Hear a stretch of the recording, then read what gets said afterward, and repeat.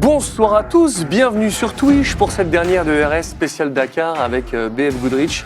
Et là, il était derrière, il nous faisait ça. Ah, cette dernière musique va me manquer. Il est déjà en PLS. Voilà, je suis en liaison là. Ah, ça y est. Mais oui, c'est la dernière, c'était la dernière, c'est pas possible. Alors on va se régaler, hein, ça va être génial, on va connaître le nom de tous les vainqueurs, mais c'est déjà fini, ça passe vite 2 semaines. Bah, ça passe très très vite, mais c'est vrai qu'en tout cas, c'était passionnant. Un Dakar passionnant.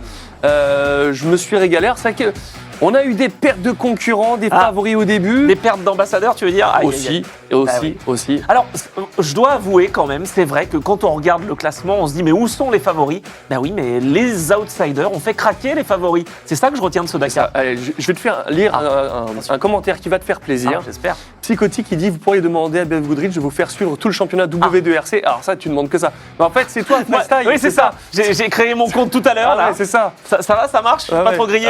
Non, si, c'était totalement grillé. D'accord. Bon, en attendant, c'est vrai que c'était passionnant. On va tout vous raconter sur cette dernière étape qui a confirmé. Alors, quelques petites surprises. Oh oui. Ouais, mais voilà, ça a été jusqu'au bout. C'est pas comme d'habitude. C'était pas une épreuve, c'était pas une liaison, hein, concrètement. Ah non, ça c'est sûr. C'est arrivé directement dans le bivouac. Alors là, on était.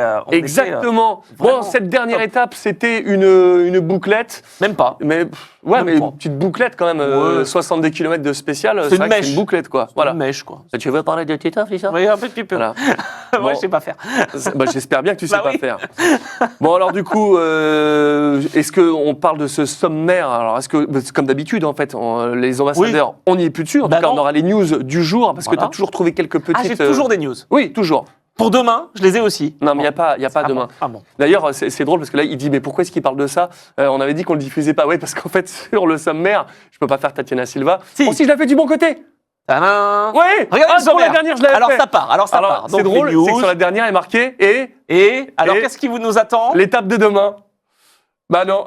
Oh, bravo, il l'a enlevé. Oh, c'est beau. Pat Le Guen est décidément très fort. Il est passé de l'analogique au numérique dans la nuit. C'est très fort ce qu'il a fait. On a coupé l'étape de demain. Bah oui, ça tombe bien, il n'y en a pas. Ah oui, t'es sûr? Bah non, moi je serai là de toute façon. Bon, je suis là. Que ça tourne ou que ça tourne pas, je serai là demain. Ce sera l'occasion de vous dire tout de suite que nous aurons une émission un peu plus tard. Je peux pas vous dire quand parce que c'est les pilotes qui vont nous dire quand ils seront disponibles. Voilà, c'était la petite surprise pour cette dernière et on en reparlera en fin d'émission. Ah, c'est trop bien. On va pouvoir débriefer un peu comme on l'a fait sur cet avant-Dakar.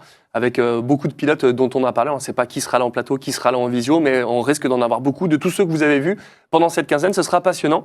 Évidemment, on vous donnera la date sur les réseaux. Oui. Mais je me réjouis d'avance. Tu me tiendras au courant que je sois là? Je ne suis pas sûr que tu viennes. Ah bon, d'accord. Je ne suis pas sûr que tu viennes. Bon, en attendant, on va commencer notre petite émission et on va vous parler des news. Et si vous attendez les news de StreamVF, ce sera par contre un peu plus tard dans l'émission et je vous dirai ce qui va se passer la semaine prochaine. Ah bah oui, je ne vais pas dégainer toutes les cartouches maintenant. Il va y en avoir, c'est bien. Tout à fait. On va faire le lien. Bon, cette ultime étape, on l'a dit, les 131 derniers kilomètres, 60 de spécial, c'est aller vite. Finalement, ça n'aura pas suffi pour faire beaucoup de changements. On a beaucoup de Français sur la plupart des catégories en podium. Voilà. Ah bah oui, voilà. Non, voilà. Si. Podium, c'est vrai. Victorieux, c'est plus dur. C'est ça. Bon, alors les infos du jour. Oui. Je vais parler d'une légende du Dakar. D'ailleurs, je ne sais même pas s'il est légende, David Casteux. Il est légende, depuis il a terminé. 4 éditions. Oui. C'est beau. Il a terminé, David Casteux, avec son Husqvarna numéro 32. C'est un vrai Dakarien. Voilà, c'est un Dakarien comme on aime parce qu'il a eu un problème mécanique. On en a parlé justement au fil des infos du jour. Durant cette quinzaine, il a eu un problème de boîte de vitesse. Et donc, il a réparé. Et il a terminé pour ses 50 ans. Il voulait se faire plaisir, il voulait rallier l'arrivée en Dakar Experience. Il l'a fait. Malheureusement, pas de médaille de finisher, mais il a bien réussi à rejoindre Shubaita. Donc bravo à David Casteux. C'est pas lui, évidemment, là sur l'image. Mais au moins, on a des motos. On vous propose aussi quelques images de ce beau Dakar et de ses dunes. Il a réussi à franchir toutes les difficultés pour son 14e Dakar. Lui qui avait terminé 2e en 2007 quand même. Énorme. Tu nous parles de Challenger avec Nicolas Gavigliasso, une victoire en famille parce que c'est quoi, copilote et il a d'autres équipages avec lui? Et alors, il a surtout sa femme à ses côtés. Il est fou. Et il est fou. Il est fou cet homme. On en avait parlé. En copie. Jamais. Ça arrive aussi en rallye. Ah ouais, mais faut être fou. Bon, je ne sais pas si ça tient toujours, mais... Ouais. Bon, moi, je ne ferai jamais ça. Bon, pour son 6e Dakar, en tout cas, ils ont gagné en famille. Ça, c'est un petit lien avec StreamVF, peut-être, pour la semaine prochaine. Oui. La famille d'abord. Non, mais qu'est-ce que tu viens de faire, là? Ah non, merde, bon, d'accord, pardon, j'ai rien dit. 7 à la maison. Quel effet d'annonce incroyable. Merci Anthony Drevet. Vas-y, rien. continue ta news. De rien. C'est magnifique. 6e Dakar en tout cas, on est en famille. Quel gogol. Ah, moi je fais des effets d'annonce. Ah, je te jure, ils étaient morts de rire Mais en oui, régie, là. mais voilà, Ah, on vas-y, est là, finis c'est la ta news, là. dernière, on est comme ça, on est en roue libre. Pas les pilotes de Challenger, vous avez vu un petit peu Vas-y, finis. Les pilotes de Challenger. Enchaîne.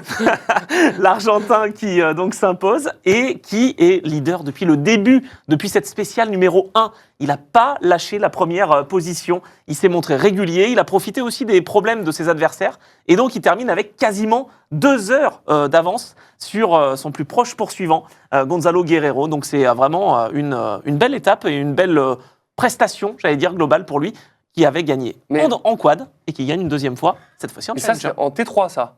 En T3, On exactement. dirait des SSV. Eh ben, je sais, c'est pour ça, c'est des prototypes légers qui sont, tiens, très à l'aise dans les dunes. Ouais, mais on vois dirait tellement un SSV. C'est pas un SSV, ça. C'est pas un SSV, c'est un T3. Mais c'est un sur base de Challenger. quoi? Ah bah oui, c'est sur base de SSV. Ah on est bah d'accord. voilà, ah oui, bah voilà, mais disons les termes. Bah oui, mais c'est un prototype léger, c'est pas un SSV. Et c'est quoi la différence du Mais coup? en fait, le SSV, c'est plus proche de la série, c'est même quasiment la série, alors que là, ce sont des prototypes qui sont un petit peu améliorés. Ah ouais, donc ça, ils capent pas à 120, ça, Ah non. ça avionne beaucoup plus. Ça vient de beaucoup Ok. plus, donc ils sont plus rapides et ils peuvent se mêler à la lutte pour les top 10 notamment. On a vu pas mal de challengers justement être bien placés. Très bien, bon, Voilà. c'est parfait.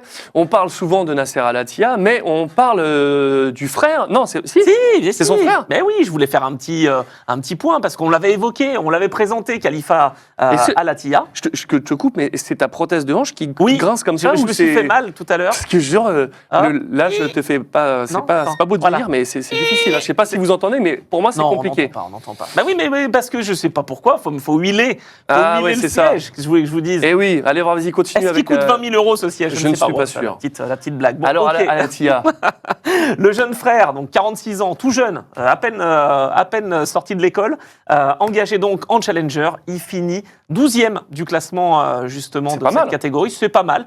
C'est pas un top 10. Non, mais pour une première, c'est pas mal. Oui, non, mais c'est pas mal. Ok, c'est son deuxième. Ah, ouais. Première fois en Challenger, mais deuxième Dakar. Il avait terminé 9e et il avait réussi à s'imposer. C'était d'ailleurs en 2021. Et là, il est 64e au général, mais au moins aux portes du top 10. Et du coup, tu voulais nous parler du coup de Challenger, on n'en a pas beaucoup Oui. parlé, mais qui est le premier français dans cette catégorie? Eh ben- Dis-moi qu'il est dans le top 5. Ah non, il est pas dans le là top là, 5. Quel dommage. Mais il est pas loin de ce top 5 et c'est le rugbyman qu'on avait évoqué, Ah oui Lydia Favre. Ben oui, c'est lui qui, pour l'équipe française MMP, a réussi donc à se placer en première position de la catégorie en tant que Français, aux côtés de son copilote Antoine Lecourbe, qui lui aussi découvrait. Donc il a un petit dossard bleu, ça prouve qu'il est rookie. Pas mal de rookies quand même en T3. hein, ça se voit, Parce hein. que c'est comme en SSV en fait, c'est vraiment la porte d'entrée. On peut à moindre coût s'engager, alors ça reste quand même onéreux, mais on peut participer au Dakar dans ces compétitions-là. Ça change évidemment des deux roues motrices ou des challengers qui demandent un petit peu plus d'expérience. Ouais, c'est clair. Je vois sur le chat, on nous parle de Benjamin Melot, mais évidemment qu'on va en parler des Ah oui. Malmoto. Évidemment, on en parle tous les jours de Benjamin. Évidemment qu'on va en parler sur cette dernière, et sur ce qui s'est passé. C'était Sur chaud. ouais, ça s'est pas passé à grand chose. On va du côté des motos avec les 3 autos qui terminent et Kové, meilleur constructeur chinois, mais en même temps, ils étaient 2. Ah bah ils étaient deux, d'accord. Super. mais- Eh ben, c'est le meilleur constructeur chinois en tout cas, parce qu'il se tire la bourre, comme on dit. Kové, c'est grâce à un Français que justement il réussit à être le meilleur constructeur chinois, en étant 15e au général. Nils Sterick, engagé en Rallye 2, puisqu'on en a parlé régulièrement dans nos émissions, eh bien, atteint un niveau jamais obtenu par Kové, tout simplement. Donc ça, c'est une belle position. Il améliore la 46e place globale entre les rallyes GP, les rallyes 2, toutes les catégories qui avaient été atteintes par Sunir en 2023. Et chez Auto, eh bien, on place les 3 pilotes sur la belle position 28e pour Xavier Flick, autre français. Arunas Gelaznikas est 32e. Et donc Fang Xianglang, 38e. Mais 38e derrière son compatriote, les Ah, deux c'est ça. Chinois qui sont tirés la bourre. C'est quand même énorme d'avoir une marque de moto qui s'appelle Auto, parce que c'est à peu près dans le monde entier, ça s'appelle une. C'est vrai. Moi, je vais sortir ma marque de voiture qui va s'appeler Moto, ça va être super. Ouais, non, Ça va faire un four. faut qu'on m'explique le concept. T'en avais parlé il y a quelques émissions de ça, et c'était passionnant, c'est Mission 1000. Alors du coup, qui Ah oui. a gagné Ah bah voilà. ce concept? Si tu peux nous rappeler en 2-3 mots ce que c'était Mission 1000. Alors, en fait, c'est l'esprit pionniers du Dakar. Ouais. C'est vraiment un projet qui a été initié en 2021. On a même des images, justement, qui fait partie du programme Dakar Futur. En fait, on veut trouver des opportunités d'avoir des innovations, des sources de carburant plus durables, des énergies alternatives sur ce rallye. Et donc, on a 3 types de motorisation. On a l'électrique, on a l'hydrogène et on a l'hybride. Et il y avait 5 véhicules engagés dans ce Dakar, dans cette catégorie Mission 1000. 3 motos, un SSV, le Aiz, celui-ci, là justement, qui regroupe plusieurs constructeurs japonais. Hydrogen Small Mobility Engine Technology, c'est le nom savant, j'allais dire, de HYSE. Et puis un camion, le MAN, ici, MAN Hydrogène. Et ben c'est ce camion qui a été le vainqueur, Jordi Juventini, avec Criado et Ribas, ses 2 équipiers, pour sa 33e participation, a tout simplement réussi à s'imposer. Eh ben, écoute, parfait. On nous demande le nom du rugbyman, on l'a demandé sur le chat. Oui, Jedidia Favre. Voilà, vous Et l'avez il demandé. joue à l'AOCB Code Coast. Ah ben, j'allais le dire. Bien sûr. J'allais le dire. Deuxième place quand même pour Yoshio Ikemashi, je voulais en parler. Première participation pour lui, c'était en 97 à moto. Et ben avec son SSV Aiz, justement, qui regroupe Toyota, Honda, Yamaha et Kawasaki, quand même, mine de rien, qui travaillent ensemble pour trouver des solutions pour l'avenir. Il termine 2. Et puis Benjamin Pasquale, sur son Segway électrique, termine 3e devant ses 2 équipiers. Il y a Dark qui nous dit, pour le constructeur chinois, ils vont faire une émission, ça va s'appeler Automoto. Et ils vont faire une chaîne, ça va s'appeler Automoto ça, la chaîne, on sait pas exactement. ça, bon d'accord. C'est ça. Du coup, Les on motos, va ça sera la voiture. Ouais, Alors, exactement, auto, c'est la moto. c'est ça, Bref, ouais. on n'y comprend plus rien. Et une question, non pas question, tu nous parles sur le conducteur de la catégorie stock qui attendra le Defender en 2026. Attends, donc du coup le stock c'est quoi? C'était quoi? Alors, je sais même pas ce que c'est comme T, mais en tout cas, c'est une catégorie où on est sur des voitures de route, quoi. Enfin, des voitures Ça civiles. n'existe plus ça actuellement? Ça existe, mais il n'y a que 2 engagés. Ah oui, on est d'accord qu'il y avait ça avant. Il y avait une catégorie stock. Je sais, mais on n'en a pas parlé du tout de la quinzaine. Mais Je me suis dit, c'est le moment d'en parler. Bah, je me suis demandé si c'était toi qui jugeais que ça ne nécessitait pas d'en parler, mais en fait c'est qu'ils sont que 2. Bah oui. Donc du coup, ça nécessitait pas beaucoup d'en parler non Ah plus. oui, c'est un peu comme les constructeurs chinois qui fait top 2 parce qu'ils sont 2. Non, alors j'ai pas dit qu'ils faisaient top 2, j'ai dit qu'ils faisaient meilleur constructeur chinois. Ouais, top 1 sur 2, c'est bien. En fait, il y a des Land Cruiser, donc Toyota est engagé. Ah, les Land Cruiser, c'est la version Temu, c'est ça? Oui, bien sûr, tout à fait. Les Land Cruiser. C'est la dernière, on rigole. Ouais, bon, t'inquiétez pas.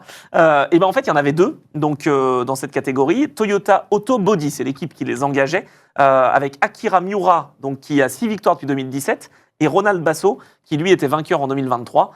Finalement, je crois que c'est encore Miura qui a une victoire à son actif, il les enchaîne. Mais les Land Cruiser ne seront plus les seuls parce que Defender arrive dès l'année prochaine. Il y a quelques jours, on l'a appris justement sur le bivouac.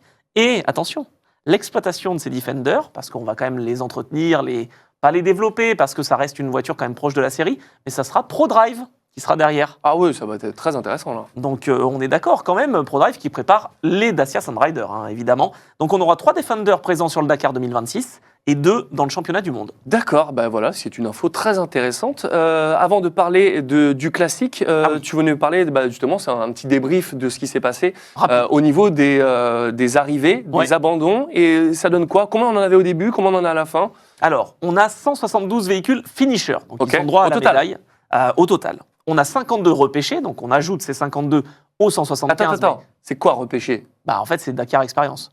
Disons les termes, Anthony, ils ont eu des problèmes. C'était compliqué 15 jours avec lui. Oh là là. Repêcher, non. Dakar Experience. Exactement. Ils ont terminé, mais ils ne sont pas classés officiellement. Donc on les ajoute à ces 175 et on a 108 concurrents qui ont été contraints à l'abandon. Ça fait quand même 33% d'abandon cette année. Donc il a été dur ce Dakar, on le savait. C'était l'objectif de David Castera, de retrouver un peu les origines du Dakar. C'est pas tout à fait la même chose, mais on a quand même compris qu'il y avait des similitudes. Il me semble qu'il y a eu une année, je crois que c'était encore en Amérique du Sud, à la 2e étape, c'était tellement difficile, je crois qu'il y avait la moitié des motards qui avaient abandonné. Il y a un truc comme ça. Dites-le nous sur le chat si ça vous rappelle un truc comme moi. Il y avait une année où dès le début, comme un truc marathon, trop compliqué, les motos, il y en a plein qui ont abandonné. Wow. Peut-être pas la moitié, mais genre une vingtaine, un truc comme ça m'avait choqué.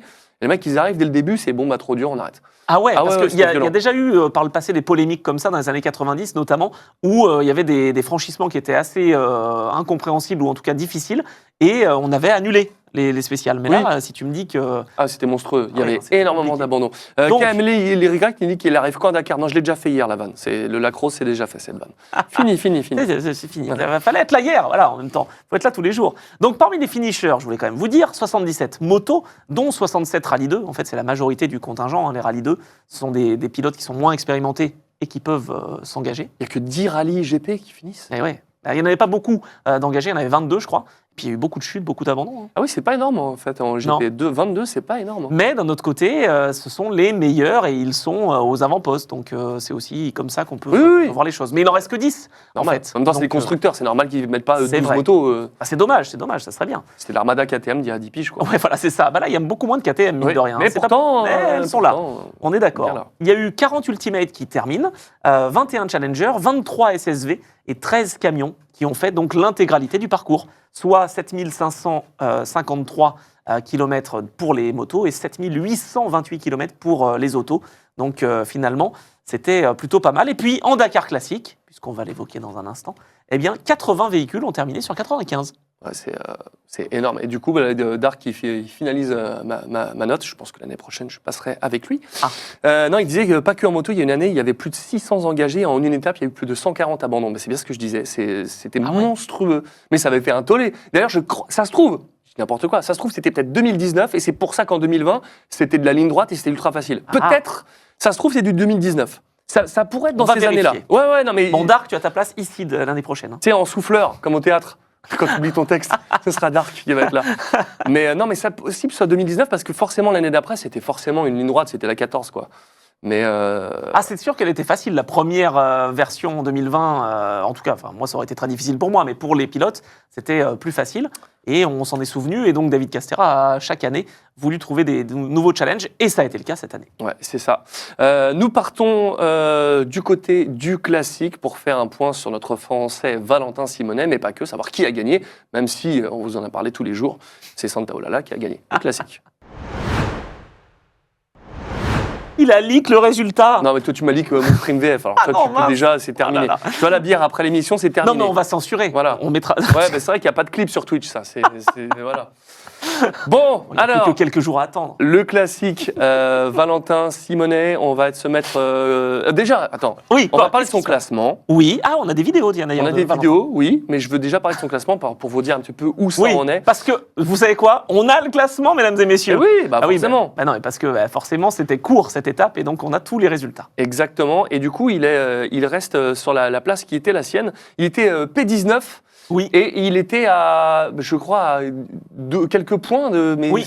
Ouais, c'est ça. Il a 4 points du 18e qui est revenu sur lui 2 étapes avant. Ça s'est joué là. Il aurait pu faire P18. Et du coup, à quelques points près, c'est son compatriote de son même team compagnie saharienne qui lui est passé devant. C'est quand la fois, il a dû faire C'est P42 vrai. sur une étape. Et ça lui a coûté cette 18e place. Il aurait pu faire 18. 19, 18, c'est pareil. Mais bravo, ça a été hein. cool, quoi, en tout cas. Ah ouais, mais attends, ils finissent. Ouais. Puis on rappelle que 80 voitures terminent aussi. Donc 19 sur 80, Non, mais quand c'est même énorme, hein. un beau travail. C'est ce que je disais dans les précédentes émissions, c'est énorme. Y aller pour l'aventure, pour faire des belles vidéos YouTube, mais taper un top 20. Ouais, La c'est clair. classe. Bon, il y a quand même eu des galères. Oui, justement, on a quoi comme vidéo? Ah Est-ce bah. qu'on a la vidéo où il utilise des vérins? C'est la Ah bah première? oui, exact. C'est magnifique. Et il en a parlé des vérins. Il était à ma gauche comme ça. Et il disait oui, j'ai les vérins. Christian Lavieille s'était foutu de lui. Mais en attendant, ça sert bien dans le sable. Hein, et c'est pas que pour changer les pneus. On regarde ça.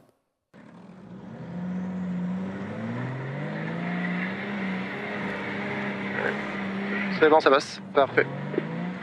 On remet un coup de gaz. Parfait, ça passe. C'est bon. Attention. Non, attends. On va descendre, de toute façon, on va mettre les sangles.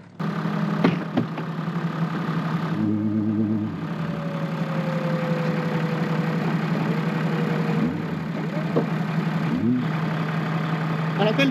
C'est belle. Elle est posée là.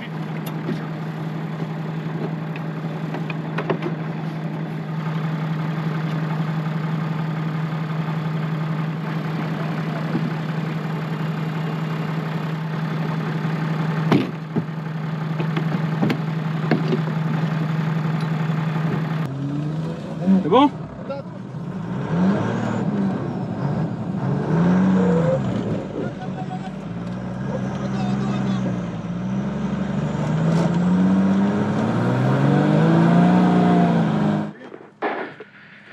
bordel.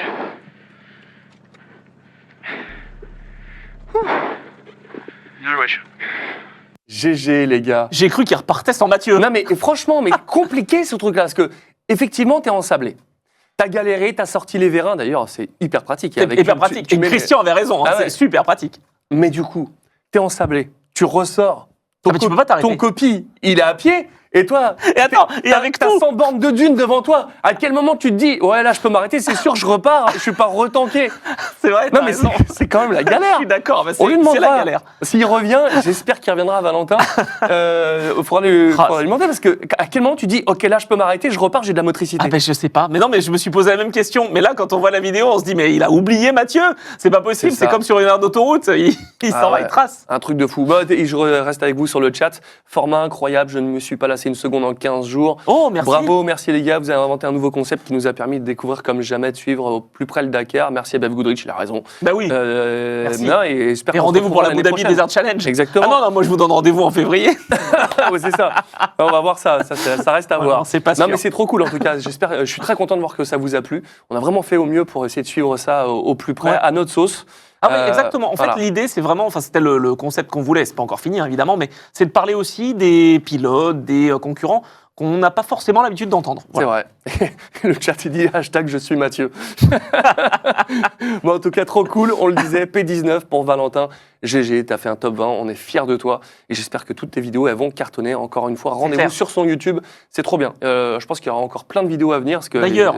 oui. Nous, on en a eu une vidéo. Encore Mais oui. Oh, c'est magnifique. Mais c'est magnifique. Ça ne s'arrête jamais. Mais alors, parce que je voulais quand même, c'est moi, je me suis dit, allez, ça vaut le coup. On a parlé de la pilote qui était dans la voiture que Valentin va nous présenter. C'est son coup de cœur et il va nous expliquer surtout pourquoi. Parce qu'en Dakar Classique, on voit de belles autos. Ah oui, je vois très bien de quoi tu vas parler. C'est trop bien. D'ailleurs, petite info pour ceux qui viendraient ou qui veulent reconnaître les voitures anciennes Dakar sur le Dakar Classique. Regardez, on a une petite pastille, comme ici là, avec marqué Iconic Classic Club. C'est les voitures qui ont déjà vraiment participé au Dakar, c'est-à-dire au vrai Dakar à l'époque. En plus, pour tous ces modèles-là, bah, c'est en Afrique. Regardez, nous aussi on l'a. Regardez ici, voilà. Donc on a des voitures qui sont des vraies voitures de l'époque. Non, mais attends. Là, c'est trop bien. Je veux comprendre. Je veux comprendre. Quoi Non, mais. Ok, c'est le Mitsu de Jutta Kleinschmidt. Oui, exactement. Mais- Qui a gagné. Non, mais c'est sa voiture qui a gagné ou c'est une copie? Ah non, bah pour moi, d'après ce que je comprends, je suis pas sur place malheureusement, mais Valentin nous explique que c'est le véhicule qui a participé au Dakar. C'est-à-dire que Celui-ci. potentiellement, on peut avoir la Porsche de René Medj qui Ah peut bah, arriver. mais non, mais bien, mais elle y est. Mais, ouais, mais... Attends, mais Comment ça veut ça dire que le mec, tu fais un tonneau avec la voiture de René Ah Medj, bah, elle est torchon chiffon carpette. Elle est torchon, tu connais le Mans classique. C'est pareil. Ah, Moi, je pensais que c'était du. Ah bah non, sinon c'est des pas. réplicas. Sinon, alors si c'est des réplicas, tu n'as pas la petite pastille. Mais donc lui, sa voiture à lui, son Land Cruiser, Ouais. c'était la voiture de Ah, qui mais on sait c'était pas. un concurrent qui a fait le Dakar. Qui faisait à l'époque après, qui était- Ouais, le catégorie stock dont on parlait. normalement, c'est stock, ouais, exactement. Mais donc ça veut dire que là, si tu roules avec une voiture Ah, iconique, bah, tu ça sors, coûte cher. tu Ah, bah sors oui. la Rolls-Royce qui a fait ça, bien sûr. c'est celle qui a roulé il y a 30 ans. Alors en tout cas, tu peux si tu as la bonne pastille. Ouais, tout à fait. Alors que les voitures, elles pourraient être dans un musée, ils les font rerouler avec ben, des mais c'est risques le ça. Eh ben oui, mais c'est le principe justement, et c'est ce qu'on aime. Et les collectionneurs, bah, merci à eux parce qu'ils les font vivre encore et leur font vivre de belles émotions à ces voitures et de belles épreuves. Voilà. C'est C'est incroyable. nous qui avons des émotions. Incroyable. Ouais. Et petite précision de notre souffleur, du coup, c'était en 88, ce Oh, fameux très Dakar. belle année. Donc du coup, je suis pas sûr que je parlais de celui-là parce que moi, je ne regardais pas le Dakar à ce moment-là. Je regardais plutôt Masque et.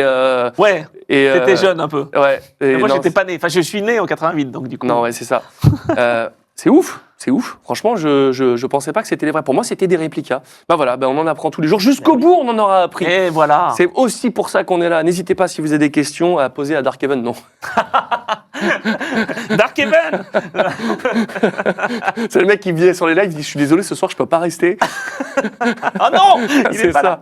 là. Bon, on va parler maintenant de la catégorie Rennes. On va parler d'Ultimate et on va tout vous dire, savoir qui a gagné. C'est maintenant.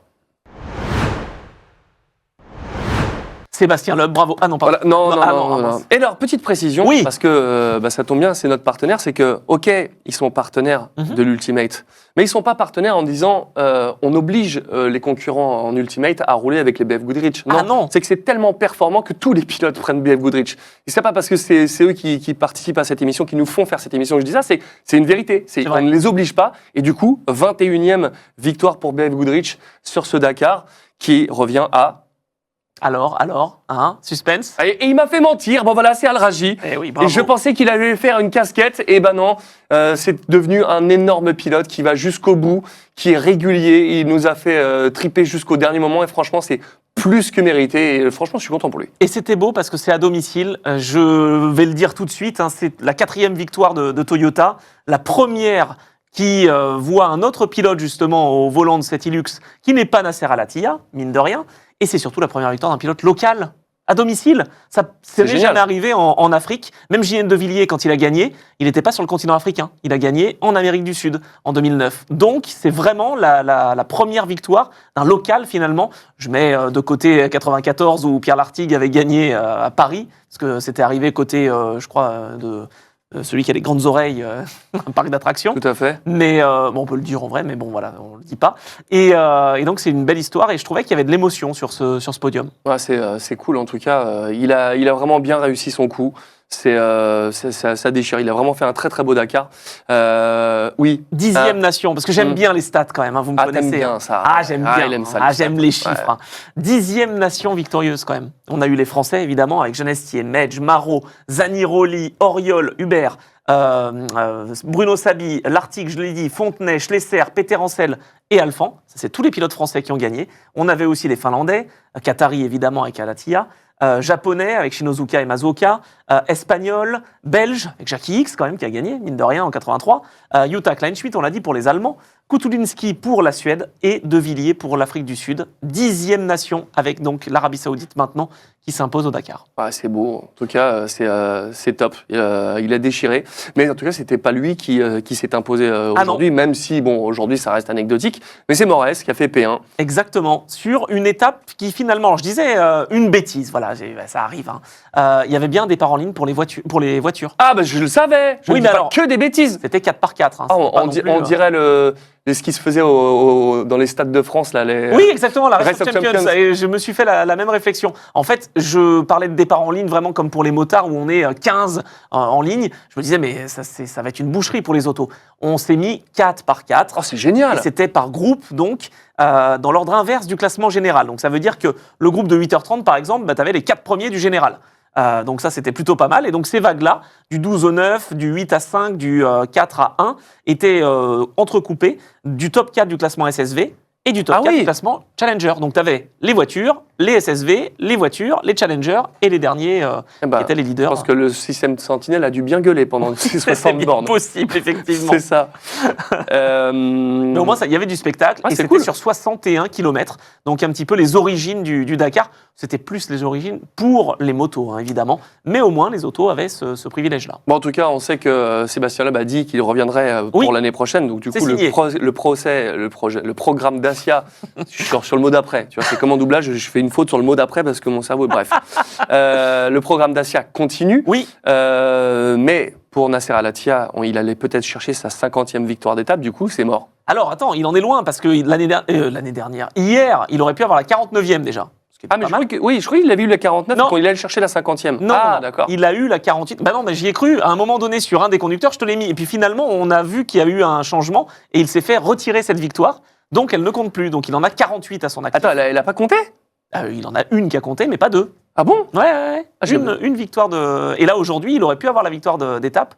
Et il ne l'a pas eu puisque c'est Moraes qui, pour 1 minute 33, a réussi à lui chipper. Donc, il faudra attendre l'année prochaine, 2026, pour rejoindre peut-être Stéphane Péter-Ancel et Harry Vatanen. Il est 4e du classement général, donc à 23 minutes 58. Il y aura eu trop d'erreurs, c'est ce que je disais hier, trop de pénalités. Ça a été un beau rallye, une belle épreuve, un beau rallye raid pour Dacia quand même, avec Nasser Al-Attiyah. C'est un phénomène, hein, ce Nasser. Vraiment, il en est à 5 victoires évidemment au Dakar. Il attendait la 6e.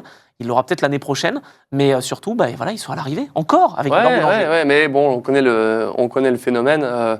On le verra sur son classement, Ouais. ça ne doit pas lui suffire. On le sait, lui, il était Non. là pour la win. Et c'est savoir que c'est Al-Raji qui est devant. C'était lui qui était l'outsider. Maintenant, ça veut devenir son concurrent direct. Ça ne va pas être la clair. même pour l'année prochaine. Hein. D'ailleurs, Al-Raji, on en parle, première fois de l'histoire du W2RC, jeune histoire évidemment, qu'il est en tête. Donc c'est la première fois qu'on n'a oui. pas ni Sainz, ni Alatia, ni Loeb en tête du classement du championnat du monde W2RC. Et là, il a pris aucun risque. Hein. Il était tranquille, quoi. Il écoutait RFM, Énergie, alors, il écoutait le. Oui, il écoutait Racing Stream. Aussi. Mais non, mais il a fait quoi? Il a fait P13. Mais comment tu P13. sais que tu perds pas ton Dakar et comment tu sais parce que faire P13, où est le moment où tu prends pas de risque, où tu prends trop peu de risques et du coup tu perds ta position, Je quoi. crois qu'il a perdu de façon linéaire en fait du temps. Sur 61 km, ils ont calculé à combien il fallait qu'il soit de la limite pure. Et ils ont perdu finalement pas tant que ça. Mais bon, sur 60 bornes, c'est quand même beaucoup. 4 minutes 25.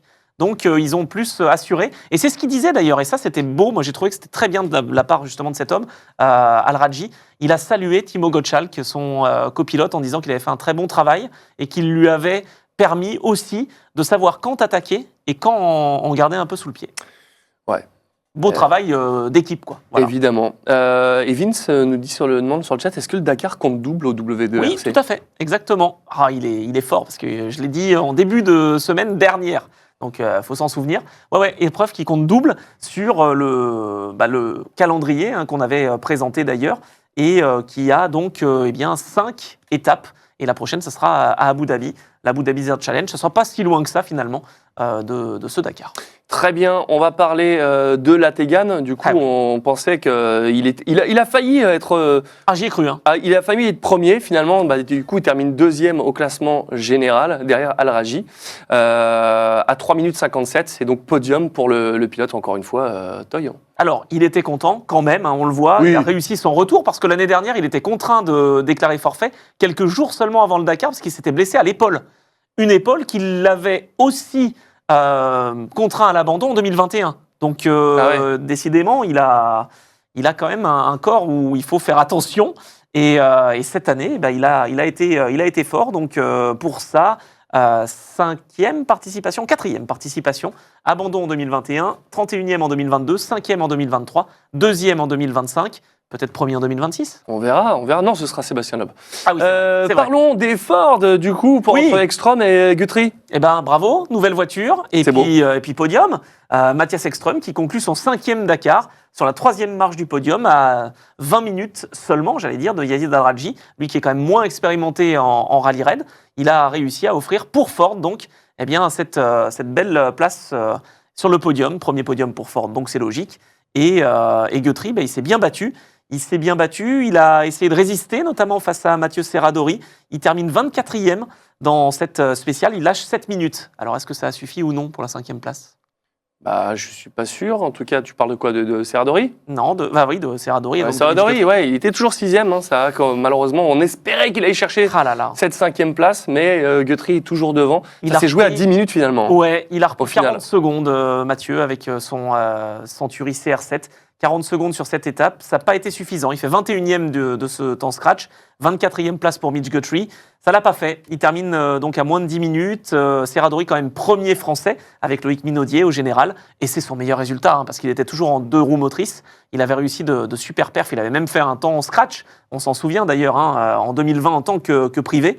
Et là, il va essayer de construire sur l'avenir, justement, sur cette constance et sur cette confiance qu'il a acquise. Et je pense qu'il aura de bons conseils aussi, parce qu'il est chapeauté par un certain Jean-Louis Schlesser. Là, tu nous parles des légendes un peu plus vieux, qui ont de la bouteille, de l'expérience, mais tu voulais nous parler aussi des rookies, des plus jeunes. J'imagine que tu voulais parler des Quintero, ce genre de pilotes-là, qui ont moins de 30 ans, c'est ça? En fait, on a 5 pilotes de moins de 30 ans ou de 30 ans qui sont dans le top 10. Ça veut dire quand même que c'est un bon signe pour le championnat du monde W2RC, parce qu'il y a une vraie nouveauté, il y a une vraie fraîcheur qui arrive, vraiment, avec la Tegane qui a 30 ans, Mitch Guthrie 5e, 25 ans, Jacopini 25 ans, il est 7e, Ferreira sur la Mini, il est 8e, il a 25 ans lui aussi, Quintero, 22 ans, il est 9e, et il faut bien rappeler aussi que Variawa et Basiuska se sont imposés. Et Variawa, il avait 19 ans quand il a gagné son étape, et c'est le record d'ailleurs au Dakar à ce jour, puisqu'il l'a battu lors de la deuxième spéciale. C'est beau, merci pour ce petit point. Et avant de parler du reste de la compétition, un mot quand même sur les minis, parce que Guillaume de Mévius, le Belge, et son copilote Mathieu Baumel, ça a donné quoi sur cette dernière étape et surtout le classement général? Il est loin, hein, forcément, c'est un Dakar très très compliqué pour Guillaume de Mévius, pour Mathieu Baumel, pardon. 10e aujourd'hui à 4 minutes. Il y aura une victoire d'étape quand même pour Mini, c'était une première depuis 2021. 23e du général à 8 heures. 8 heures de retard, ça commence à chiffrer. La meilleure Mini d'ailleurs, hein, c'est Joao Ferreira, il faut bien le souligner, Ah oui, qui est 8e. Donc c'est ni Guerlain Chichery qui a abandonné, ni Guillaume de Mévius, mais c'est le Portugais qui est un vrai spécialiste quand même des rallye raids, il ne faut pas l'oublier. Et donc il est tout jeune, 25 ans, et il faudra compter sur lui. Ouais, P18 pour Guillaume de Mévius. Ils espéraient mieux, ils savent faire mieux. C'est vrai que le Dakar, voilà, au moment où ils ont terminé, hein, c'est vrai que c'est tellement difficile. C'est important. Je comprends. On parle très vite fait des 2 roues motrices avec MD Rally Sport. Du coup, c'était couru d'avance. Hein. Victoire large pour Pierre Lachaume et Christophe Crespo devant leurs équipiers Ferran Joubani et Marc Sola, avec quasiment 1 heure d'avance, je crois, pour Pierre Lachaume. MD Rally Sport qui se montre donc, parce que l'équipe d'Antoine Morel avait 13 voitures au départ, 8 terminent dans le top 10. Ouais, je regardais parce qu'on nous dit que la Mini du 8e était un privé, mais non, c'est fait partie du même team. Je crois qu'il avait été disqualifié. Non, c'est le même X-Red Mini, JCW Team. Exactement. Et je voulais vérifier. Non, mais tu as bien fait. Évidemment. Bon, voilà, en tout cas, pour Christian, ce n'était pas l'arrivée, c'est dommage. Il était très déçu de ne pas entamer cet empty quarter. C'était un peu... Il pouvait faire la différence. Hein. Ah bah oui, et puis c'est un peu comme si tu arrêtes devant les cadeaux de Noël. C'est ça, juste devant. Un peu dommage. On parle des SSV et voilà, je pense que le classement ne vous a pas échappé, mais c'est tout de suite pour cette page spéciale. Et toujours Sarah Price qui impressionne. Oui, c'est son 3e succès d'étape. Après le S4, le S11, Sarah Price, elle termine avec la manière. Elle termine en trombe. Donc, encore une fois, les Can-Am qui se montrent aujourd'hui. Il frappe fort avec le nouveau Maverick R. Oui, il frappe fort, mais pas au général. Sarah Price, elle a réussi à faire, donc, en Dakar Experience, de bonnes performances. Pareil que Jérémias González-Ferioli. Très bien, bravo. Ils font des coups d'éclat. Ils se montrent au scratch. Oui, mais il y en a un qui est solide avec son Polaris. Ouais, c'est clair. Mais j'étais en train de regarder, est-ce que tu as analysé le début? Est-ce que c'était pas justement un T3 à côté de son pas du tout analysé. Tu peux ça, est-ce que c'est un T3, le rouge et blanc? Non, pour moi, c'est pas un T3. C'est rien à taille qui fait par rapport au... Pour moi, c'est un 2 roues motrices. Ah, c'est un 2 roues motrices. C'est un MD, ça. MD Sport. C'est un MD. Ah ouais, parce que je voyais la différence, ça ressemblait un petit peu. Je pensais que je me posais la question. Pour moi, c'est ça. Mais bon, à vérifier, évidemment. Très bien, rien. Bon, alors du coup, si tu parles de Ferioli sur Can-Am, c'est ça? Non, je parle de Brock Egger. Ah, toujours lui? Polaris. Mais oui, c'est lui qui a été impressionnant. Voilà, tout simplement. Donc, Cocorico, parce que c'est quand même l'équipe Sébastien Loeb Racing. Hein.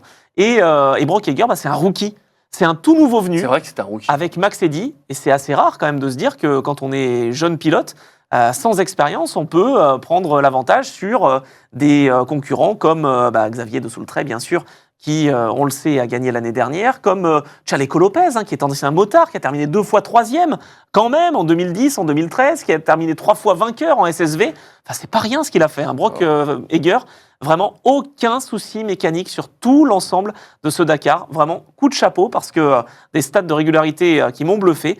10 fois sur le podium, on va dire, d'une étape, dans le top 3 donc, sur 13 disputées. Les dernières, forcément, il était un peu plus le coude à la portière. Il avait de quoi faire. Et vraiment, il a été très solide. Et pourquoi est-ce que là, vraiment, je le découvre, je ne l'avais pas vu passer. Pourquoi tu n'es P4 pour Xavier? Il a continué le Dakar Experience? Exactement. Il a eu l'occasion de le faire. Je ne savais pas. Je pensais qu'il avait arrêté complet. Non. C'est pour ça, en fait. C'est pour ça qu'on l'a vu sur le podium et je ne comprenais pas. Exactement. Ouais. Et c'est pour ça, surtout, qu'il a quitté avant cette fameuse barrière. Si vous étiez là hier, à 15h, il y avait une barrière qui était virtuelle, évidemment, mais sur une des portes, sur un des waypoints. Et si on n'était pas là à 15h, en fait, on devait sortir de la spéciale. Et ils ont décidé avec Martin de rejoindre directement le bivouac, d'être donc mis hors course et de continuer en Dakar Experience. Comment, du coup, il comptabilise par rapport, parce que là, il fait P4. Ouais. Et si tu finis pas l'étape... temps forfaitaire, tu sais, Soltis, je te l'ai dit en camion, il a eu 40 heures de pénalité. C'est ça. C'est un peu comme quand tu perds ton ticket au parking. C'est ça. Non, mais voilà, il y avait zéro vanne, c'est ça. Ils te mettent le Parce forfait que maximal. Quoi. Ok, là, je comprends mieux. Ok. Et donc, ça te met hors course, et donc, t'es quand même dans le classement, entre guillemets, mais de toute façon, t'as plus aucun espoir de bien figurer. Et t'as eu plus d'infos pour Florent et Nicolas, du coup, sur, sur leur Ah, mais c'est incroyable. aventure. C'est incroyable. Florent et Nicolas, donc si vous n'étiez pas avec nous hier, Ils sont où ils se sont. Ils sont Là, retrouvés, actuellement, ils sont à Dakar. Non, la troisième fois qu'on fait la vanne, mince. Ils s'étaient arrêtés hier au kilomètre 94 dans les dunes. Et avec un problème de différentiel avant, ils étaient que en propulsion. Et c'était très dur de passer les dunes. Et on s'inquiétait pour leur sécurité, Ouais. parce qu'ils auraient pu terminer de nuit, ils auraient pu se perdre, ça aurait été un petit peu problématique. Et donc, grâce à l'équipe Frémédia et Amandine, qui nous a tenus au courant, donc merci, un mécanicien a été déposé en hélico. Sans déconner. Les réparations ont eu lieu toute la nuit. Ils ont terminé à 4h du matin. Ils ont rejoint le bivouac à 4h du matin. Et ils étaient au départ à 10h. Et donc, ils n'étaient pas hors course, ils sont pas en Dakar Experience. Si. Ah, si. Ils sont complètement hors délai. Il y a eu une aide extérieure, tout est de travers, entre guillemets, Ok. pour continuer dans l'expérience. Mais ils ont eu le droit de se présenter au départ. Et ils l'ont fait en ayant une nuit quasiment blanche. Eh ben, très bien. On parle de Olivier Pernaut, avec Ah. aussi des images qu'il nous a fournies. Ah oui. Il termine 13e du général. C'est Oui. beau quand même. Hein. C'est Là, on vrai. est même dans le top 20, on est top 15, et P13. Franchement, on est fiers d'eux avec Benjamin Rivière. On Ils a nous auront plusieurs accompagnés, hein. vidéos. Oui, alors la première, C'est quoi la première on revient en Tu le fais arrière. très mal. Très mal, je sais, j'ai tenté. Mais c'est après la spéciale d'hier qu'il nous faisait le débrief. Mais comme il y a peu de réseaux, on l'a eu un petit peu plus tard. Et donc, il nous faisait le débrief. Et je trouvais que c'était assez intéressant quand même, parce qu'il expliquait un petit peu son ressenti. Allez. La spéciale était coupée en deux par un ravitaillement essence au milieu. Et ceux qui sont arrivés avant 15h ont continué la spéciale. Ceux qui sont arrivés après 15h, c'était fermé. Ils ont un temps imparti. On n'a pas trop pigé. Et nous, malheureusement, on est arrivé à 14h30.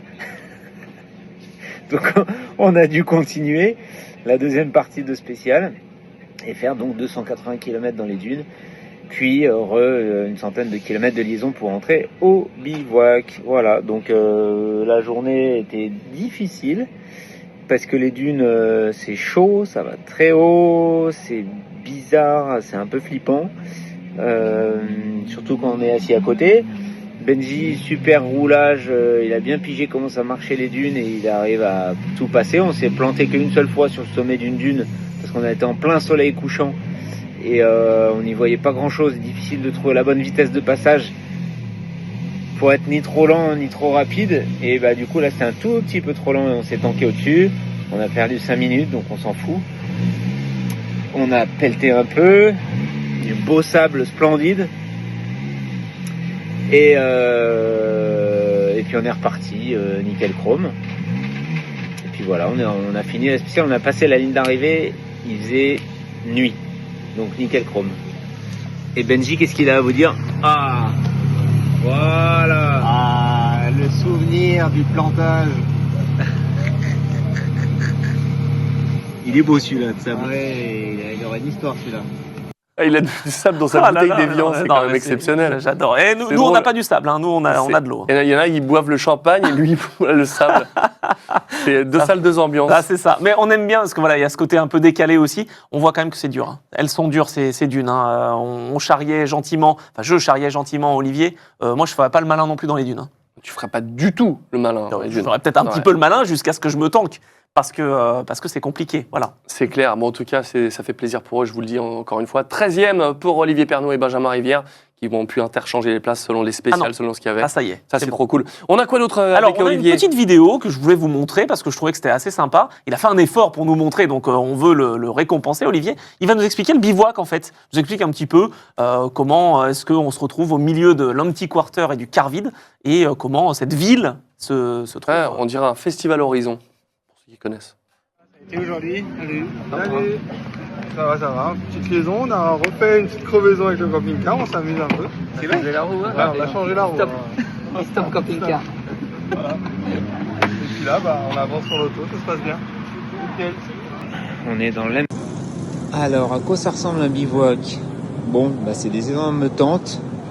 Là, c'est le Media Center, immense. Là-bas, c'est le service des compétiteurs. À côté, c'est les officiels, les pénalités, etc. Donc là, les gens sont en train de regarder leur classement. Savoir à quelle heure ils partent dehors et tout. Et voilà. À quelle heure ils partent demain, pardon. Voilà. Et nous, on vient de bouffer. Et on va aller se coucher parce qu'il est 9h. Bah ouais. J'ai bien aimé. Il y avait aussi une partie où il expliquait qu'il y avait un service médical. En fait, moi, ce qui m'a vraiment bluffé dans cette vidéo, c'est que c'est très très grand. C'est immense en fait, le bivouac ici à Chubaita. Et on se rend compte que c'est une vraie petite ville en fait qui passe. C'est ça, ouais. Ça est tellement de ville en difficile ville. pour les techniciens, les roads, de faire ça tous les jours. Il y a Julien qui nous dit que ce serait intéressant de voir les dunes en caméra embarquée pour mieux comprendre la difficulté. Oui. C'est un peu ce qu'on a avec Benjamin Melon tout à l'heure. Exactement, un petit peu. On Reste aurait avec nous. voulu en avoir plus, mais l'année prochaine. Et très bonne remarque de Betty, et c'est vrai que on en a parlé à certaines reprises, on aurait dû le préciser à chaque émission. Le quart vide, en fait, c'est toute la fin du on voit pays, sur du la pays. Remets Tiens, la carte, voilà. Pat Le Guen. J'allais le dire. C'est toute la fin qui, en fait, c'est le quart qui est vide du pays. Voilà, Et juste en bas, Voilà. à côté, au-dessus de Arabia, voilà, là, ici, on va dire, si on veut être précis, et c'est la superficie la plus grande que la France. Ouais. Pour cet endroit vraiment où on est dans le rien du Voilà. tout, dans le néant, quoi. En gros, tu vas de Arad jusqu'à le A de Saoudi, tu te dis que tout ça, c'est le quart vide, et il n'y a rien là-dedans, il n'y a pas de ville, c'est que des dunes. Donc, du coup, le quart du pays vide. Voilà. On ne peut pas dire plus facilement que ça. Empty quarter. Ouais, mais c'est passionnant, c'est pour ça que c'est le terrain de jeu parfait pour ça. Sinon, là. c'était la mer de sable à Hermononville, mais c'était compliqué de faire plus qu'une spéciale. Ouais, c'était dur. Après, tu pouvais d'une Dupila, mais ça faisait une spéciale, une liaison de 600 bornes sur Ouais, la, c'est- sur la 10. Cela dit, 600 bandes, ça leur fait pas peur. Hein. Ouais, puis après, d'une Dupila, tout le monde fait ah, non. Bref. On Pas de bonne on solution. regarde un petit peu le classement général du SSV avant de partir sur la bécane. Oui. Alors, Voilà, Brock Eger, Oui. du coup, P1. surprise. Donc, du coup, victoire de Sébastien Loeb Racing. ben voilà, Ça c'est fait pour une ça, petite Cocorico. victoire française et ça c'est cool devant Chaleco Lopez, P2. Deuxième sur le- fois Ouais, c'est vrai. que Sébastien Le Racing gagne. C'est vrai. Après Xavier de Soultret. Donc Polaris, bravo, face à Canam. Canam qui d'ailleurs quand même se place aux avant-postes. Et on va saluer Grégory Lefort aussi, qu'on avait cité, l'ancien pilote de GP 250, qui termine 15e au général sur le Maverick R. Et ben voilà, Maverick, Maverick. ça s'appelle Top Gun, c'est pas la même chose. En tout cas, Olivier Pernaut, je le disais hier, il est sur la page 1. Il Voilà. pourra l'encadrer celle-là. Ça c'est classe quand même au niveau. Il pourra rajouter ça à son CV de pilote. GG Olivier, comme on dit. On passe sur la partie moto, et là aussi, beaucoup de choses à vous dire. Est-ce que Adrien Van Beveren a réussi à faire quelque chose? Est-ce qu'il est encore sur le podium? La réponse, c'est tout de suite.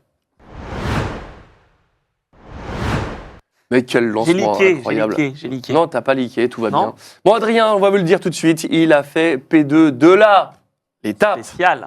Mais il termine du coup sur le podium. Je pense que pour ça, il est content. Ah bah c'est clair. Il fait P3 en général. Alors, le départ lancé. Donc là, ils ont tous fait par vague comme ça. Ça fait incroyable. Ça rappelle Incroyable. le Touquet. Hein. C'est voilà, c'est exactement Incroyable, ça. ces Départ images. en ligne. Donc ça, c'est pour ça que c'est vraiment ultra intéressant de le noter.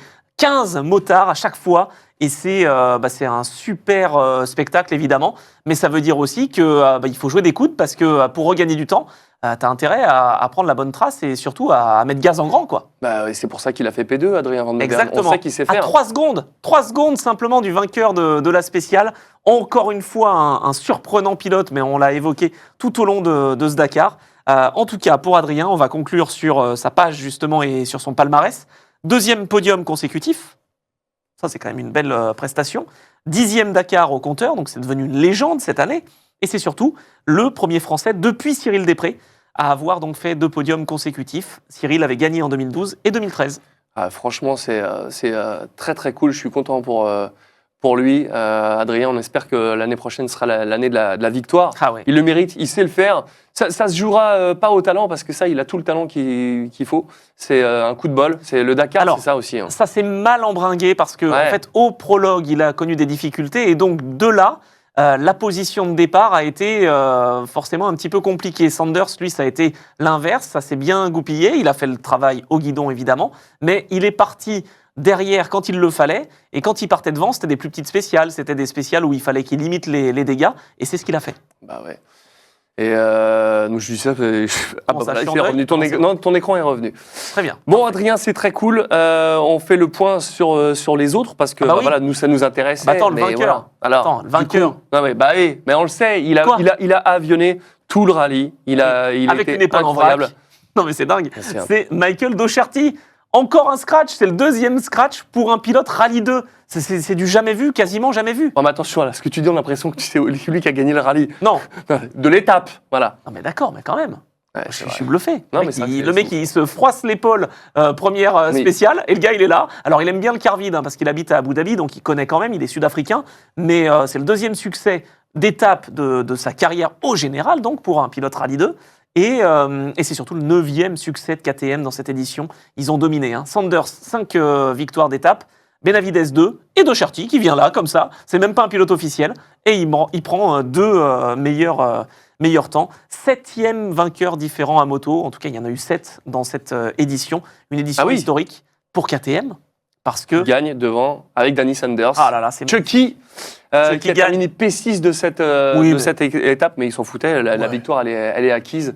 Et, non, mais ça a été énorme ce qu'il a fait, Danny Sanders. Hein. Incroyable, il n'a jamais été ennuyé, il perd 1 minute aujourd'hui, c'est son manager, hein, Andrea Solzel, qui doit être très satisfait, évidemment, le manager de l'équipe KTM Factory. 20e succès de KTM quand même, hein, invaincu entre 2001 et 2019, et de retour aux affaires depuis 2023. C'est juste incroyable, il a 8 minutes 50 d'avance sur Tosha Sharena. Et Tosha Sharena qui termine deuxième de ce rallye raid. 8 minutes derrière Daniel Sanders et avec 6 minutes d'avance sur Adrien Van Beveren, lui qui a eu un énorme crash il y a 2-3 spéciales. Ouais, il s'en est bien mis, hein. Franchement, c'est un coup de bol parce que franchement, je pensais pas qu'il arriverait à garder cette deuxième place après une chute pareille. Bon, il a eu du bol que le guidon ne s'est pas bougé, il a réussi à la remonter, mais ça, c'est et fou. puis le quoi. corps. Et puis le Oui, corps oui, aussi, enfin, hein. c'est un ensemble, mais c'est improbable. En tout cas, on ne pourra pas lui enlever ça. Il a vraiment fait un très beau rallye raid. Et ça faisait depuis 2017 qu'on attendait un pilote espagnol sur le podium. La dernière fois, c'était Gérard Fares. Et bien voilà, de retour, Tosha Sharena. Il est tout jeune. Hein. Il a quoi? Il a 26 ans, 27 ans? Non, je ne sais plus. Il est né en 95. Je ne sais pas, calculer. Il est né... Ah bah non, il a bientôt 30 ans. Ah ouais. Mais bon, il est jeune. Il est jeune. Et il est là. Et il est présent pour Honda. Donc bravo à lui. 2 Honda quand même sur le podium. Ah, c'est ça. Et celui qui nous a fait très peur, c'est Luciano Benavides, qui est resté derrière Adrien Van Oui. Beveren. Tant mieux, parce que là, Adrien aurait fait P4, j'aurais Ah été non. dégoûté. Ah là là, il a trop Il fait, a terminé à 8 minutes derrière Adrien, Ouais. le pilote argentin de chez KTM. Donc ça fait KTM 1, KTM 4. Et le milieu, c'est 2 Honda avec Sharena et Van Beveren. Mine de rien, les KTM, on n'en a pas trop parlé au début du C'est Rally vrai. Raid, sauf pour Danny Sanders. Et Benavides, il est remonté, c'est son meilleur résultat. Il a été soutenu par son frère Kevin, qui est resté après son gros crash. Donc, meilleur résultat après avoir terminé 2 fois 6e. Et il devance donc 2 autres Honda. Eh ben ouais, en tout cas, ce classement, il est là, avec Ricky Brabec qui finit 5e et Skyler Haas derrière en 6e position. Ouais. Alors, on a 4 Honda dans le top 6, Ouais. ce qui est pas mal dans l'absolu.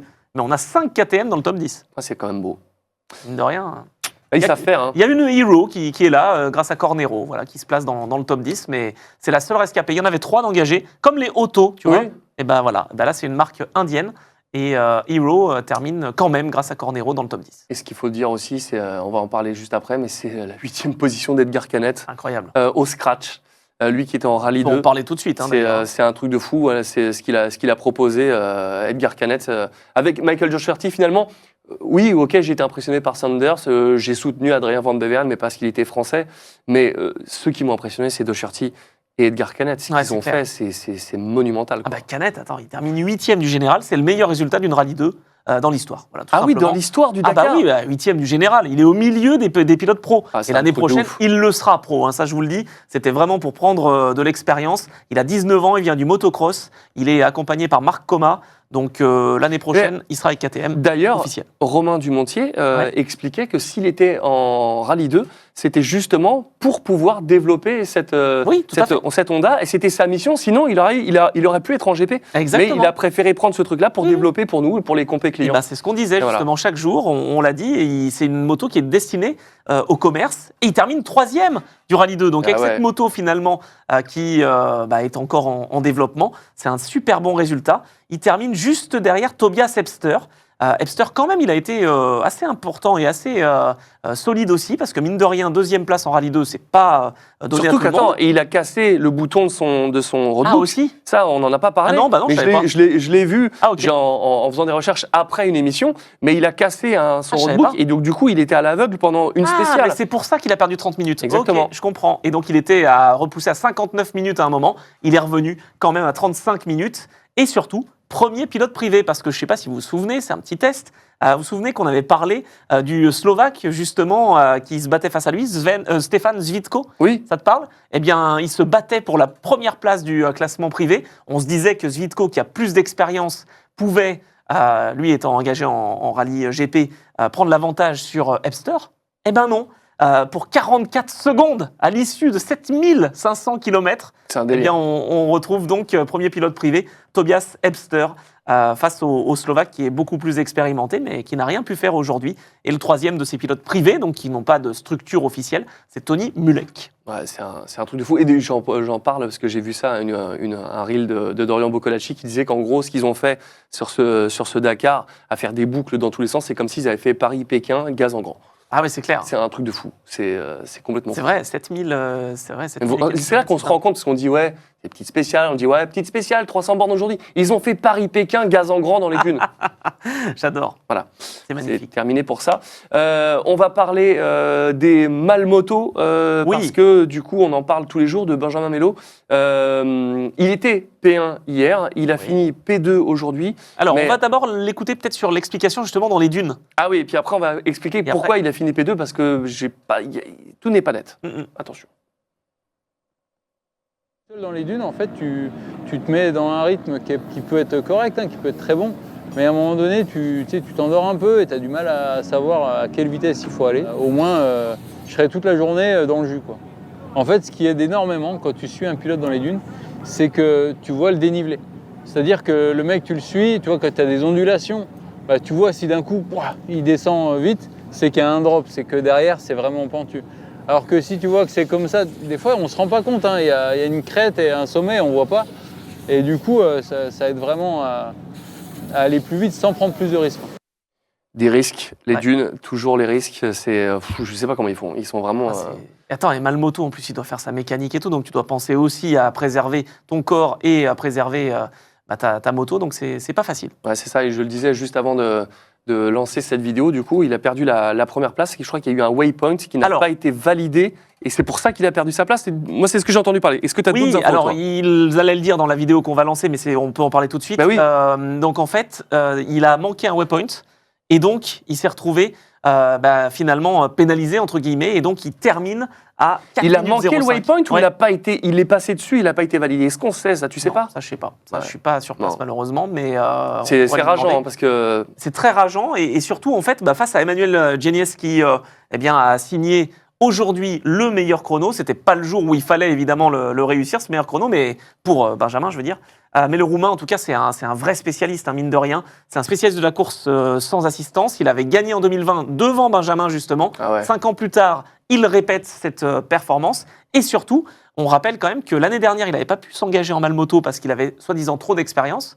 Mais il l'avait quand même fait en Malmoto, hors classement, et il avait quand même bien performé. Et il faut savoir que c'est le seul pilote de l'histoire des Red Bull Romagnacs. C'est une épreuve exceptionnelle, Les super Animaniacs. dure.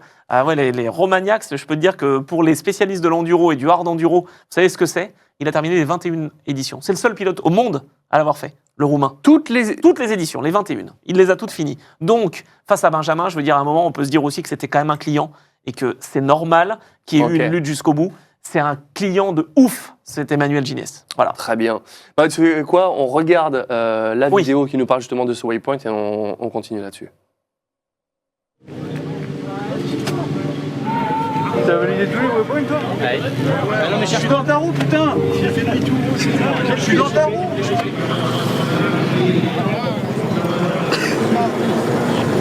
C'était mon objectif, mon rêve aussi. Ça fait des années que je cours après. J'ai fait le boulot hier, j'étais en tête. Je perds la catégorie pour 3 minutes.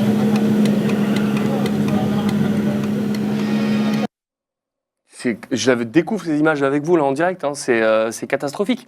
Il On Il sait était pas dans la l'explication. zone. Ouais, il était On dans- le voit, mais c'est il a quoi pas ce bipé. bug? Eh ben, alors, est-ce que c'est un bug ou est-ce que vraiment il y avait la tolérance? Sébastien Loeb nous le disait hein, dans l'émission qu'on a tenue en ouverture. En fait, il y a des fois où il faut être plus proche Mais peut-être des s'il était dans sa waypoints. roue, si l'autre ça passe devant, comment c'est possible? Est-ce que l'autre est passé? Je sais pas. Je sais pas. À qui Lui, il s'adressait. a dit, il disait que c'était Parce passé qu'il y en a pour un qui lui. a fait demi-tour. Hein. Donc ça se joue peut-être à quelques mètres près. Hein. On est peut-être en bordure de cette zone de waypoint. Parce Ah, que attends. Sur la story Insta, apparemment, il est passé dessus. Il y a la trace GPS, il est passé dessus et ça n'a pas été validé. je sais pas. Je peux pas vous dire. Non, Malheureusement, C'est, le résultat brut, c'est que Gignac avait 1 minute de retard hier et il s'impose pour 3 Ah oui, minutes. il dit ce mec à qui il parlait, et lui, il était encore plus à l'extérieur de la zone, et ça a été validé. C'est très très bizarre. Je En tout comprends. cas, c'est dramatique pour Benjamin, qui n'aura pas démérité. qui Alors, aurait il termine, dû- hein, quand même. Oui, mais bon, il avait la victoire, quoi. C'est la P2, c'est sachant que, enfin, c'est pas P2 comme Adrien Van Beveren où t'as pas réussi à remonter ton retard. Là, tu l'avais, le waypoint n'a pas été validé, t'es passé dessus, t'as la preuve, c'est pas validé. Bon, je sais pas. Il y a eu un mystère. Après, Bon. moi, hier, je le disais, le Roumain, franchement, Gignac, c'est un cador. Donc, c'était pas Non, mais facile. ça n'enlève rien à son talent. Bien mais sûr. Il y a un truc, c'est dommage que ça s'est joué à pas grand-chose. On ne clair. saura pas trop ce qui s'est passé. Ça peut arriver, ce genre de choses-là, mais en tout cas, c'est rageant pour lui. Mais il n'aura pas démérité. En tout cas, Ah bah non. gros coup de chapeau à Et donc, Benjamin. une deuxième fois, deuxième. C'est vrai qu'après 2020, l'histoire s'est répétée, malheureusement, pour le Français. J'espère qu'il reviendra Ah oui. pour gagner. Et je pense que, en espérant, ça montre un petit peu, peut-être, une participation en Rallye 2.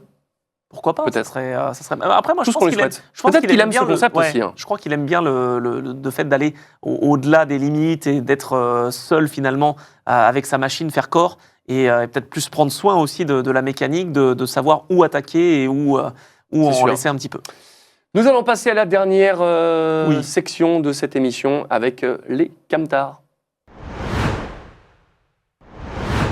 Est-ce qu'il y a finalement un suspense dans cette catégorie camion? Incroyable. Non, pas du tout. Bah, non, évidemment. non, parce que Martin Machi, qui dominait depuis le début de cette épreuve, et il a continué, évidemment. Il s'impose avec 2h21 d'avance sur son plus proche poursuivant. Mais ce que je voulais surtout souligner, c'est qu'il termine 16e du général. Il termine à même pas 1 heure du vainqueur Challenger.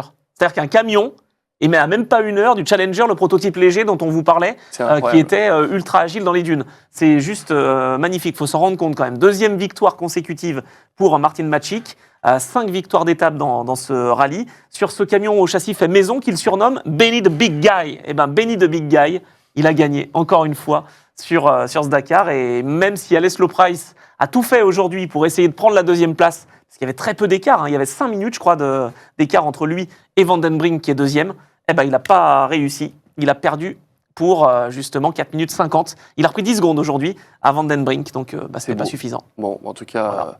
nous avons fait le tour de toutes les catégories. Avant Oui. de conclure cette émission, je voulais faire un petit débrief avec toi. Oui. Très rapide. Rapide. Refais-nous un petit topo de ce Dakar 2025 qu'on a pu vous présenter avec Bev Goodrich. Est-ce que tu peux nous repasser sur toutes les catégories très brièvement et montrer un petit peu comment tout ça s'est passé? Un petit bilan rapide, c'était un Dakar ultra disputé. C'est un Dakar où on a eu en auto plusieurs constructeurs qui ont réussi à s'illustrer. Des nouveaux venus, Ford, Dacia, ont réussi à faire des victoires d'étape. On a eu 7 vainqueurs différents. On a eu de la jeunesse, on a eu de l'expérience. Et puis l'histoire a été marquée avec Yazid Al-Rajhi qui a tenu tête à Henk Lategan, le Sud-Africain. Victoire à domicile. C'est une première dans l'histoire du Dakar qu'un pilote s'impose à domicile. Donc le Saoudien vainqueur en Arabie Saoudite. Franchement, c'était un super résultat. Oui, c'est ça. On en a parlé aussi juste avant.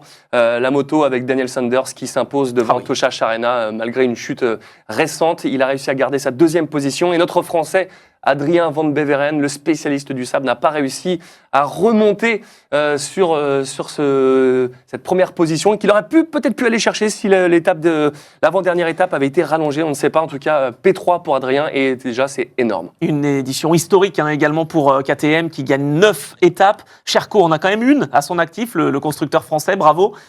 Honda en a 2 grâce notamment à Adrien Van Beveren. Chucky qui est donc le premier Australien depuis 2019 à s'imposer et depuis 2016, eh bien, il refait comme ce qu'avait réussi Toby Price, puisqu'il a 5 victoires de spécial et il réussit à la fin à s'imposer. Il a fait un grand chelem, il menait en début d'épreuve et il a mené jusqu'au bout. Il a tout fait, il a tenu et il offre un 20e succès à KTM. Ouais, c'est ça, et encore une fois, bravo à Benjamin Melot qui termine 2e, qui aurait pu être premier de cette catégorie Malmoto. Et bravo à Romain Dumontier également. Exactement, 3e position. Franchement, c'est trop cool, vous avez assuré les gars. Et on termine par le SSV avec Brock Hager qui s'impose. Et malgré un Xavier de Soultrec qui a failli arriver au bout, mais qui a été victime d'un abandon pour casse mécanique juste à l'avant-dernière étape. Ouais, des déboires pour Xavier avec Martin Bonnet qui menait quand même. En tant que tenant du titre, il voulait évidemment défendre leur chance. C'est son équipier débutant que l'on voit ici, Brock Hager, qui s'empare du titre pour sa première participation. Ce qu'on retient, c'est qu'il a été solide. Il n'y a pas eu d'erreur, il n'y a pas eu de casse mécanique. Ça a été vraiment un très très beau rallye raid et il n'a pas perdu son sang-froid, que ce soit dans les dunes, que ce soit dans les portions rapides, que ce soit dans les portions caillouteuses où il y avait beaucoup de pièges. Il a été vraiment irréprochable avec son Polaris et donc victoire française aussi avec Sébastien Loeb Racing. Ouais, c'est clair. En tout cas, bravo à l'équipe de Sébastien Loeb Racing.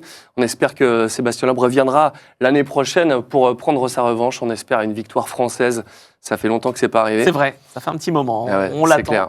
Bon, il y a eu aussi notre ambassadeur, évidemment, en classique, Valentin Simonet, qui nous a offert plein de vidéos, donc ça, c'était génial. C'est génial. Et donc, il fait un top 20, une régularité, une solidité avec Mathieu Monplaisir. Franchement, bravo à eux, parce que quand ils se sont engagés là, avec cette machine 764, ils s'imaginaient peut-être pas faire un top 20 au moment de passer sur le portique de départ. Et déjà de le terminer, c'est une énorme réussite. Bravo, Valentin. Allez. Oui, tu peux mettre le pouce en l'air. Ça, c'était les images du départ, mais finalement, tout ça, c'était écrit. GG, bravo à tous ces pilotes. Bravo à vous qui nous avez regardés en direct sur Twitch. C'était passionnant d'avoir vos questions, quand vous nous posiez des questions sur le car vide, d'avoir des experts qui sont venus à nous comme Dark Even. Dark Even, l'année prochaine. Non, mais c'est trop cool. Vraiment, c'était un énorme plaisir de pouvoir faire ça en direct. Évidemment qu'on fait ça aussi pour YouTube. Mais voilà, ce direct, c'est l'échange avec vous, avec la base hardcore qui vient avec nous tous les soirs nous soutenir. C'était vraiment énorme. Je voulais remercier bien évidemment toutes les équipes de BF Goodrich qui nous ont offert la possibilité de faire cette émission et les équipes de Tanque. Vraiment, ça a été remarquable cette collaboration. Je me suis régalé. Je sais que c'était ta récréation. Je me suis régalé. Non, c'était pas ma récréation, mais c'était vraiment un bon moment, quoi. Voilà. T'as kiffé. C'était très très cool. On l'a fait professionnellement, mais sans se prendre la tête. Ouais, et puis voilà, sur Racing Stream, on n'a pas les images et là d'avoir des images officielles tous les jours. Ça a été un grand bonheur, ça change tout. Voilà, d'avoir les images, c'est énorme. Donc merci à la SO de nous avoir donné tout ça. Et moi, je voulais faire un big up à toi, Anthony, parce que ton édito, ça a été remarquable. C'est que j'avais plus qu'à écouter parler. C'était trop cool. Et à Vincent qui a fait un travail mais du tonnerre pour ses montages tous les jours, pour nous offrir ses magnétos, tout ça. Et puis après sur les réseaux sociaux, c'était incroyable. Vous étiez tous les deux d'une efficacité, mais c'était complètement fou. Et il y a Pat aussi qui est derrière. Oui, attends, tu crois que je les ai oubliés, là, Pat Le Guen, Arthur. Merci Arthur, Erwan, vous avez été géniaux tous les jours. On a réussi à être tous les jours en direct à l'heure. On n'arrive jamais à le faire sur StreamVR. Ouais, je sais pas comment c'est possible. 15 jours comme ça a été incroyable. Et voilà, merci à vous sur le chat, toutes les équipes de Minidose, bien évidemment. Et je vous en ai parlé en début d'émission, mais on aura une émission débriefing de ce Dakar qui sera d'ici 10 jours. Soyez là. En gros, allez, 15 jours maximum, mais au moins une semaine minimum parce qu'il faut que les pilotes aient le temps de se reposer, reviennent en France, puissent donner et qu'on arrive à coordonner ça. On a une date en tête, elle n'est pas encore validée.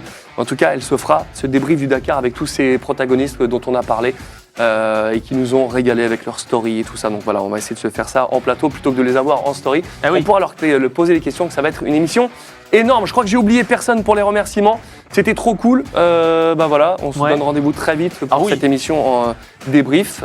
Merci à tous. Merci BF Goodrich. Putain, je l'ai bien fait, Tatiana.